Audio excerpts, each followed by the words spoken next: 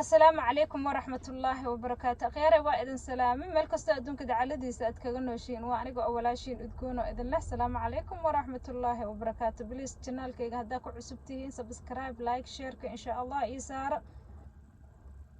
هدا هوري إلي جوكتين تام waxay ahaydee like-ta iyo share-ka ii saara walaalahay qaali adinku aad u mahadsan aad baa u mahadsantihiin dhiirigelinta ay siinaysiin oo ku mahadsantihiin baryahan waa ka maqnaay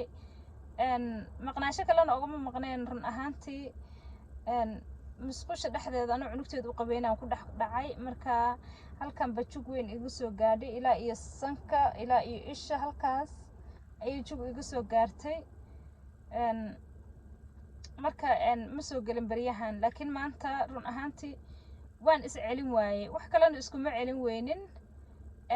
baraha bulshada ayaa waxaan ka arkaa dhibaatooyin aad u weyn dadkii sii faafinayo oo nacayb iyo xumaan isku beerayo waxaan arkay wadanka Kenya dhibaato yar ka socoto dhibaato aad u weyn ka socoto yarayna dhihin gabdho la afduubayo leey qof kale gabar kale ama qof kale ka dambeeyo Soomaali ah wiilal la afduubayo oo leeyahay hadalin dad Soomaali ah ka dambeeyay hadalina dadka dhaxdiisii oo isku haysto maxaa la dhihi jiray qabiil dhahayaan dhulbaanto waay kan mareexaan waay kan majeertaan waay kan ogaadeen waay who are they ogaadeen dhulbaanta mareexaan who are they yay yihiin where they come from where the fathers and mothers ka dhalay yaa dhalay nimankan where inta ka imaadeen you know like marka reality laga hadlo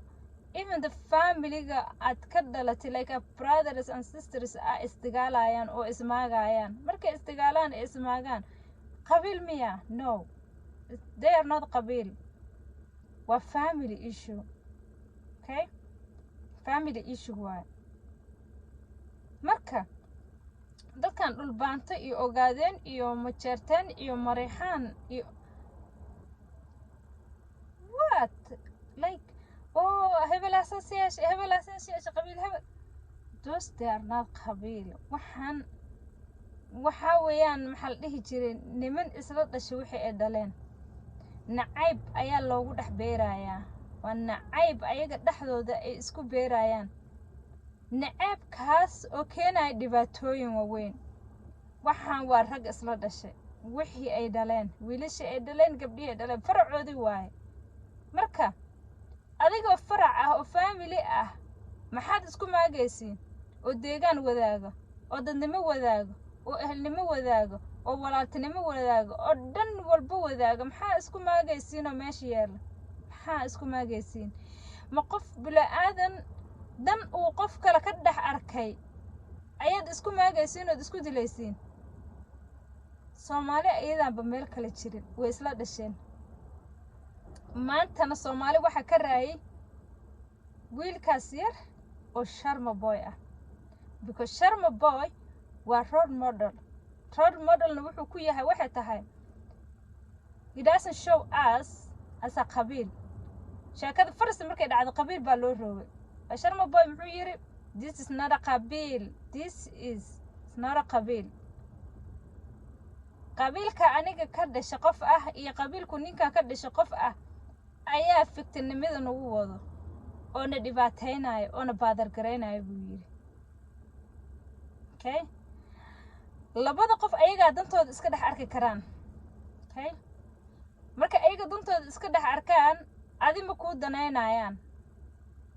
ayaga laftirkooda qabiil ma ahan they don't come from qabiil but they come from friends okay friends-nimadoodii bay dadkan ka dhex arkeen dadka dhibaatada wadaha la iska qabto laakiin waxa qabiil la dhahayo oo Ilaahay untay ma jirto guys open your eyes open your ear dadkan waa dad walaalo isdhex degan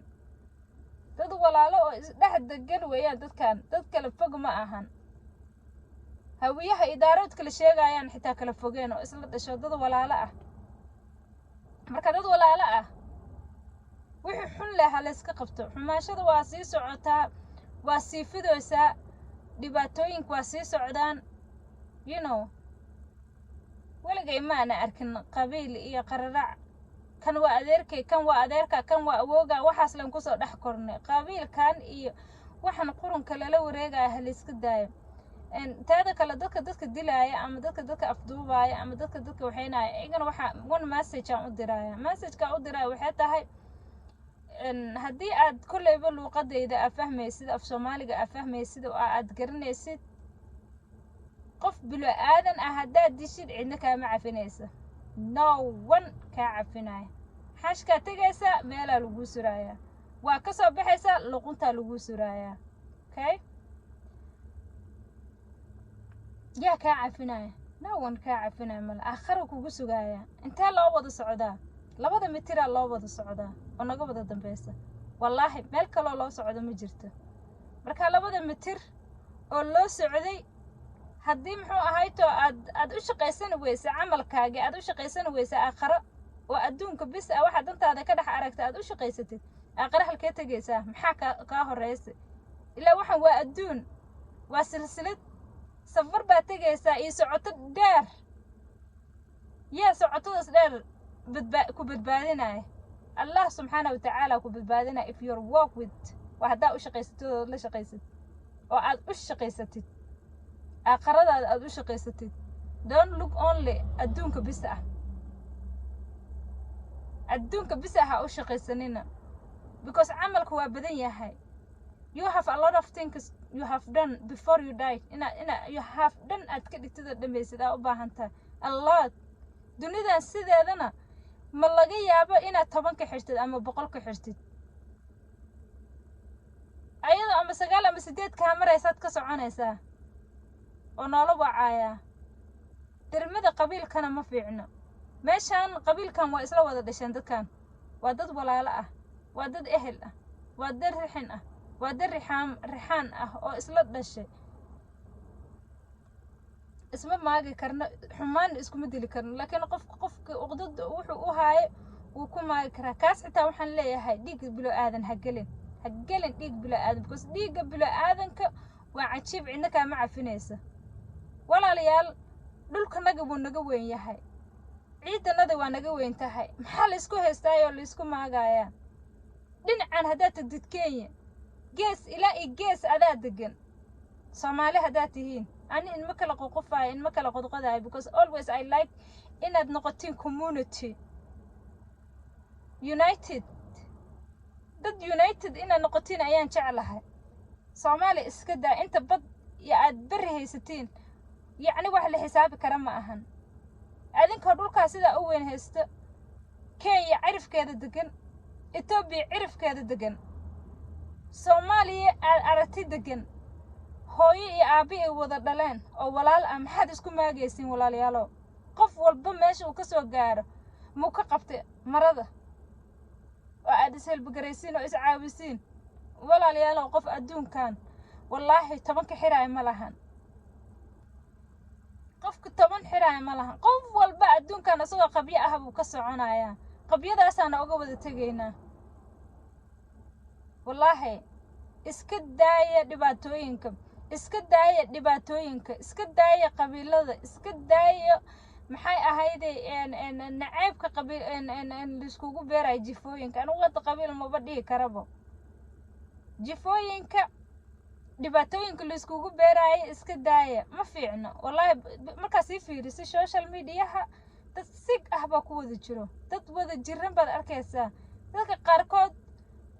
most of them waa anoo kale oo ka falcelinayaan dhibaatooyinka dhacay oo dadnimadoodii damiirkoodii ku cabirayaan dadka qaarna waxa weeyaan inay wax isku dilaan oo mindi afle ay iskugu sii dhiibaan bay jecel yihiin waxaasna waxa aqli gal ah ama macquul ah ma ahan wallaahi inaa cajalo soo duubo ma rabin inaa wax soo duubo ma rabin because cunugteedan iskuul keenay ayada muxuu ahayd sugaayay oo macallimiinteed wax ka soo qaadanaysay ma fahanteen haddana ayada ii timid asxaabay intaas ayaan inkiga tagayaan